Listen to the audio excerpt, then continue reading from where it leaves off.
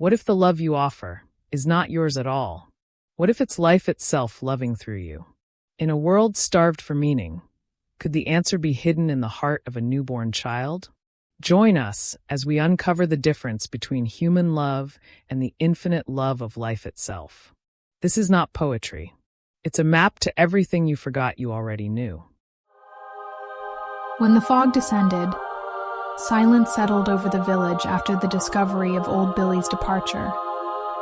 His notes were left stacked, serving as entertainment for the locals who chose to share them with others.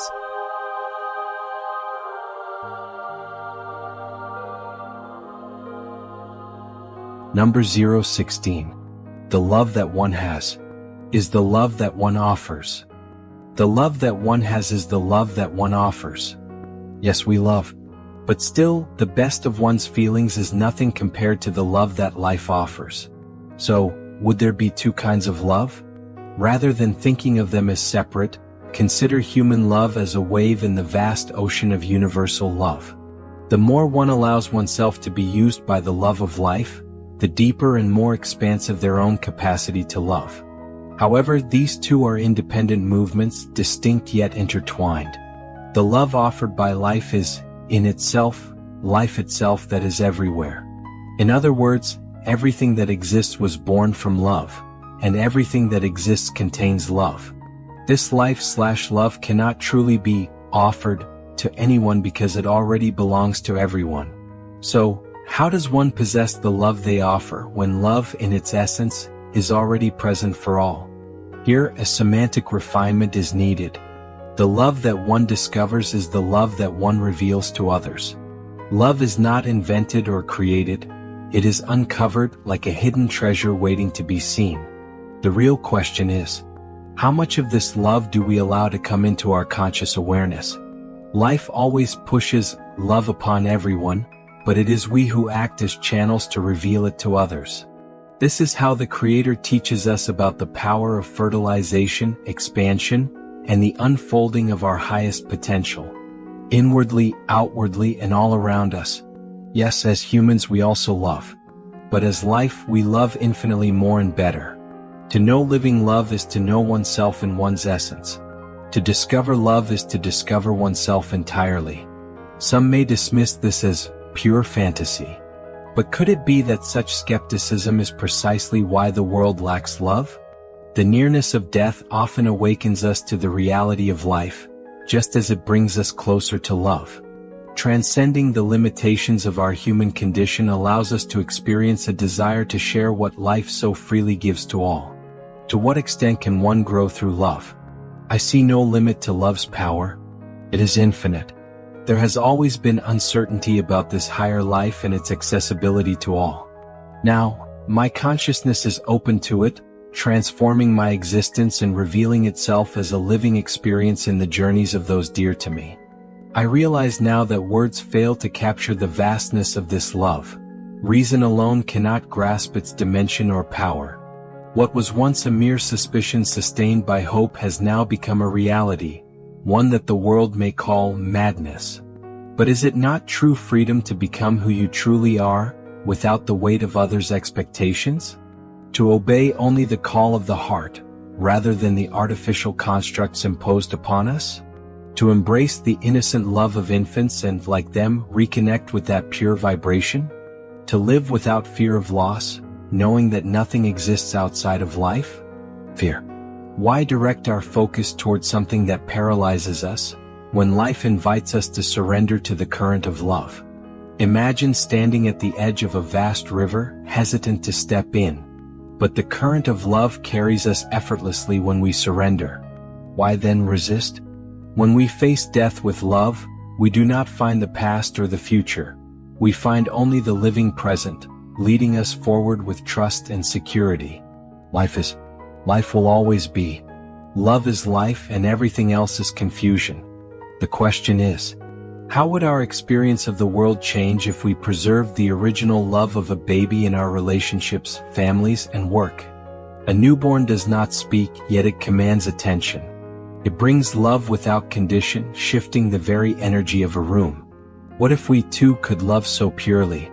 Why do we impose our rules upon that love instead of learning from its innocent wisdom? Observe how the living energy unites sperm and egg, guiding all work until birth. How different would our stories be if we stopped interfering with our own nature and allowed love to flow freely? We disrupt the flow of original love from the moment our children are born. It is time to surrender to the work of life, to align our desires with the desires of life itself, to resonate with the living power, to fertilize, to love with an open heart, to expand through the gift of our best selves to the world, to grow, to awaken with hope in the light that brings even more life, knowing that love will always find a way, opening paths for itself and for others, to feel joy, to nurture and be nurtured, to love. We already hold the answers we seek. We simply need to reveal them to our own consciousness. We help life, and in doing so, life helps us. To discover, to reveal, and to offer the world our deepest treasure is to multiply it infinitely. To enrich the world, we must give ourselves fully. To give ourselves joyfully is to embrace the joy of living. To walk hand in hand with life in gratitude. May love expand and reach hearts imprisoned behind walls of stone. May every new moment bring a shift in consciousness, an understanding of words that unlock freedom and self-discovery. May this gift be shared with all who seek to know the original love. May the silence of peace bring joy and celebration to hearts. May music and colors speak where words cannot. May the song of birds remind us of freedom. May animals tell us their stories. For life is more. There is so much love to discover. Love is in life like the other side of a coin. Where is our love? No. Where is love not? My impressions. The text displays a strong emotional and spiritual tone, delving into the nature of love and its connection to life. It presents a unique perspective on love, distinguishing between human love and a broader universal love of life. The writing is poetic and reflective, suggesting a deep personal journey of discovery. Strengths. Intriguing conceptual foundation. The distinction between human love and love of life is a compelling starting point. The idea that love is discovered rather than simply offered offers a fresh perspective. Emotional depth. The language evokes a sense of wonder and awe, particularly when describing the love of life. The references to the original love of a baby resonate on an emotional level. Philosophical questions.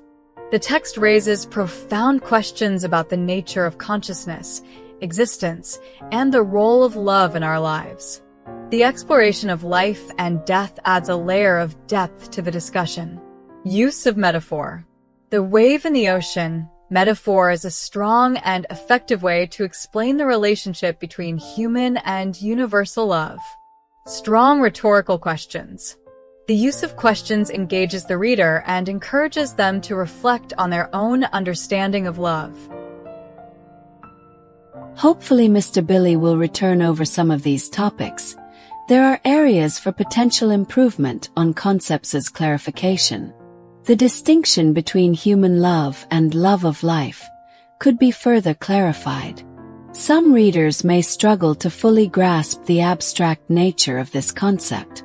The explanation of discovering versus offering love could be more explicit, as well as better defining abstract terms, such as living power. Overall, this text contains compelling ideas and evocative language. Thanks, Brian, Ava, and Dr. Ada Champ. Old Billy's texts are just beginning to reveal his peculiar perspective on life. As we have realized, he is a crazy person in the company of grass. And the best way to understand his messages is by getting out of our minds. That is, freeing ourselves from restrictive, artificially imposed concepts. Yes, Old Billy's perceptions may seem abstract, to say the least, but they will ultimately resonate in the hearts of those who have a soul. My suggestion here is begin to see life through the eyes of newborns.